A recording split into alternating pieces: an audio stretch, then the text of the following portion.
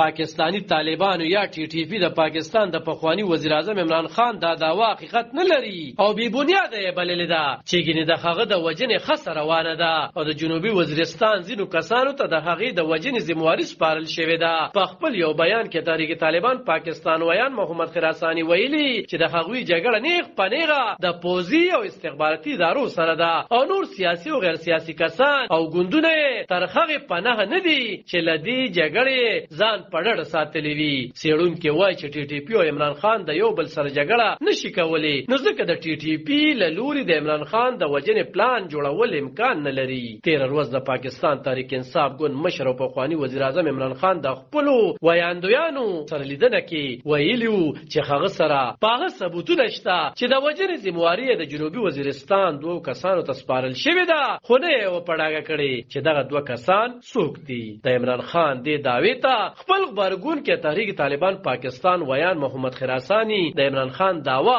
بے اساسه بللې ده او ویلي دي چې خوشا لس ورځې وړاندې خومددي ګوند څو کسانو داسې بی بنیاد دعوی کړې وي چې ټي ټي پی وایي کم ګوندونه او افراد چې لدی جګړې پړړ دي هغوی هیڅ کله د دوی پناه نه دي. سیړونکو خبريال محمود جان بابر وایي چې د په ان ټي ټي پی او عمران خان د یو بل سره جګړه نشي کولی ځکه نو د ټي ټي پی له لوري د عمران خان د وجنې منصوبه هم نشي جوړېدلې. په ټویټر محمود جان بابر لیکلي چې عمران خان د خپل وجنې په اړه داوا کې د طالبانو نوم نه واغستې بلکې د وزیرستان یاد دهاني کړې و. هغه وایي چې تر دې وړاندې هم د عمران خان د وجنې په سازش کې د کوچې نوم یو تن ذکر مه تراغلی وو خو وایي چې هغه بیا په درناوي سره بری شوی وو. د محمود جان بابر په وینا نه ده معلومه چې هغه عمران خان دا خوبونه چرته لیدلې دي. عمران خان تر دې وړاندې هم داوا کړې و چې د هغه د وجلو لپاره د پاکستان پخوانی صدر آصف علي زرداری یو ترهګر تنظیم ته پیسې ورکړې دي خو پخوانی صدر او پیپل ګوند مشر آصف علي زرداری د عمران خان دا داوا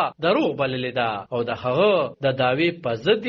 عدالت ته رجوع کړې ده. علب خان شیرپو دلبر نیوز 400 پاکستانی